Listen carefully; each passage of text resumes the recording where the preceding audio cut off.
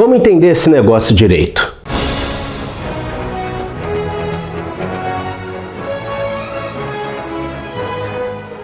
Olá!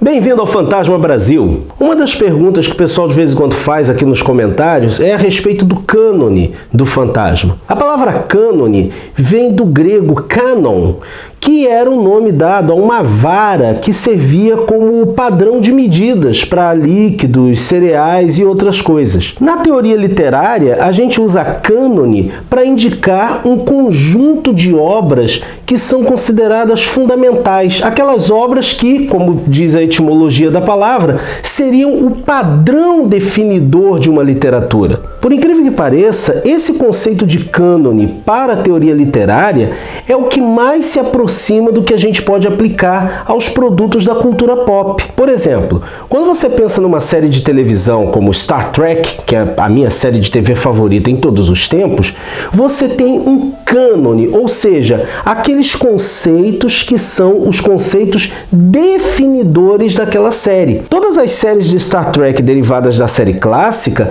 devem mais ou menos seguir esse cânone. Mas existe um detalhe importante sobre o conceito de cânone, que é o de que ele não é uma coisa estática. Mesmo no campo da literatura, o conceito de cânone é algo em constante transformação. Por exemplo, uma obra pode ser canônica por um motivo em um determinado período e ser canônica por outro motivo em outro período. Assim você vai ter uma obra como Dom Quixote, que num dado momento vai ser entendida apenas como uma grande crítica à novela de cavalaria, mas você também vai ter hoje Dom Quixote sendo visto como o embrião do romance moderno. Da mesma maneira, quando você pega obras como Dom Casmurro, que até 1950 era lido como um romance de traição, e após os estudos de Ellen Caldwell, nós começamos a tratar Dom Casmurro de Machado de Assis como sendo um romance sobre o ciúme. O cânone na cultura pop é algo em constante transformação. Aí quando você vai ver as críticas que algumas pessoas estão fazendo à nova série Star Trek Discovery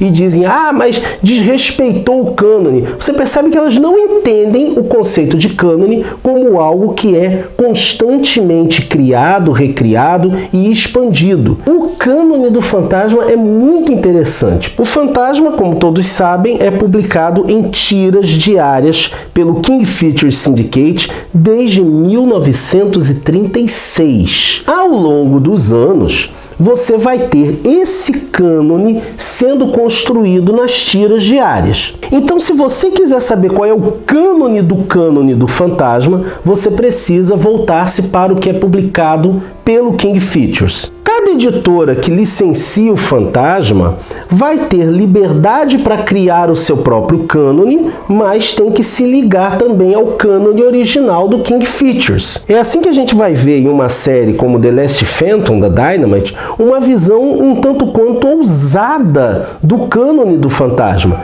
A gente, inclusive, chega a ficar na dúvida sobre qual fantasma está sendo retratado ali. Ao longo da história praticamente toda, a gente tem a noção de que aquele é o 22º. Afinal de contas, ele diz que Capeto e Herói vêm junto com o pacote, ele se encontra com a irmã dele, com a Heloise, então a gente fica, esse aí é o 22º fantasma que resolveu seguir um outro caminho. Mas quando chega no final da história, ele conhece Diana Palmer. E aí a gente fica naquilo, qual fantasma está sendo retratado ali?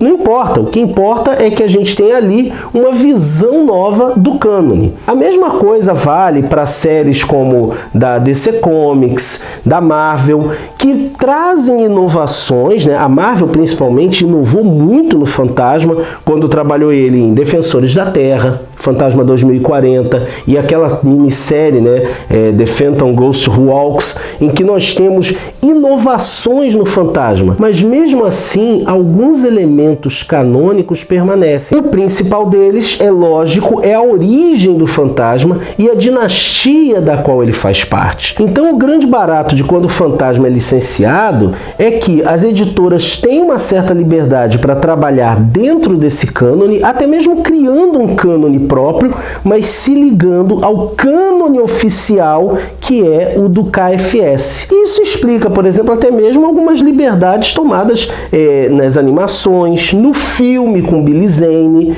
Você tem ali algumas liberdades do ponto de vista daquela questão da presença da magia no final do filme, que não chega a ser nenhum absurdo pensando no cânone, mas é uma liberdade que muitas vezes incomoda alguns dos fãs mais ardorosos. Alguns mais tradicionalistas poderiam inclusive tomar como canônicas apenas as histórias escritas pelo Lee Falk, e tudo que veio depois eles consideram como não canônico. Agora, o principal, quando você é fã de um personagem e você quer curtir essa coisa do cânone, é que você tem que estar ligado que o cânone tem essa característica de não ser estático. O cânone serve como um norte, mas ele não pode ser uma prisão, ele não pode ser uma algema. Quando você vai, por exemplo, para as produções de fãs, os fãs adoram repensar os seus personagens, imaginar seus personagens em situações inusitadas. Quando um fã resolve fazer uma fanart com o seu personagem, ele precisa estar ligado também na questão do cânone, mas como é uma arte de fã, ele pode tomar algumas liberdades. Às vezes dá certo, às vezes não dá. Quer ver um exemplo? Essa arte aqui, ó. Cara, parece que o Falcão Azul e o Bionicão tiveram um filho e ele é feio.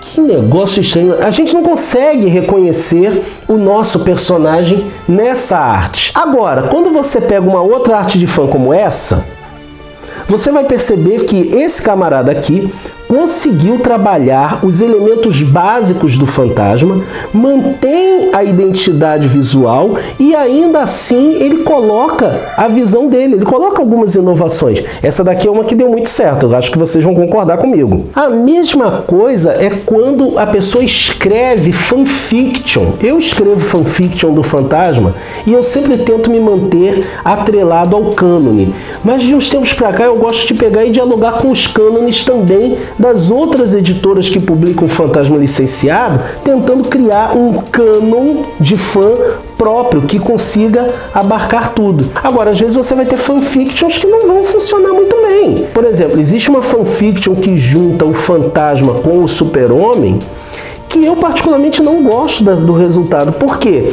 O super-homem ali está aparecendo como um fanfarrão, e o fantasma está aparecendo como um déspota. Então o cara que escreveu essa fanfiction, aparentemente ele não entendeu nenhum nem outro personagem. Há algumas semanas atrás, o King Features apresentou uma novidade no uniforme do fantasma. Isso deixou alguns fãs preocupados, porque, será que eles não vão tentar mudar demais o uniforme? Não, o uniforme está assim como vocês estão vendo aí, e é interessante que o fantasma isso foi introduzido de uma forma muito bacana, né? O fantasma passa agora a carregar um kit médico junto com ele, algumas granadas de pequeno porte e cartuchos de munição extra. E é bacana como ele colocou, né?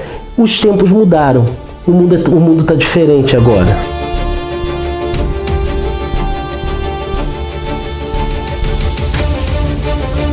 E aí a gente vê essa coisa do fantasma se adequar ao tempo em que ele está vivendo. Isso é fantástico. Alguns fãs mais tradicionalistas ficaram com medo. Será que não estão tentando transformar o fantasma num novo Batman? E o pessoal do Chronic Chamber conseguiu uma entrevista com os responsáveis pela tira do fantasma e eles afirmaram: não, gente, o fantasma não vai virar o Batman, mas nós achamos que era a hora de dar uma renovada dentro do uniforme do fantasma, sem perder de lado a essência do personagem. Até porque, gente, o fantasma é um personagem cujo uniforme não tem o que ser grandemente alterado, principalmente porque ele é muito limpo e ele funciona.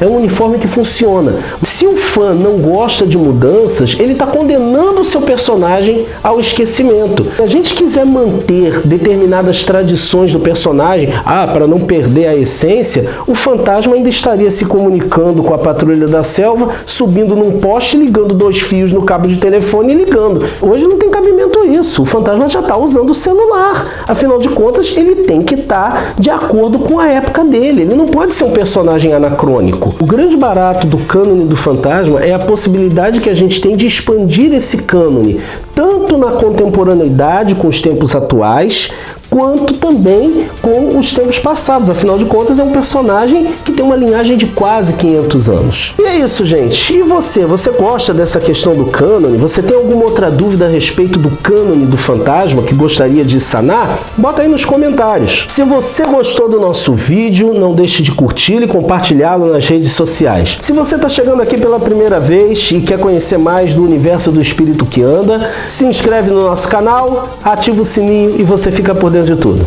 ok? Vejo você por aí, hein?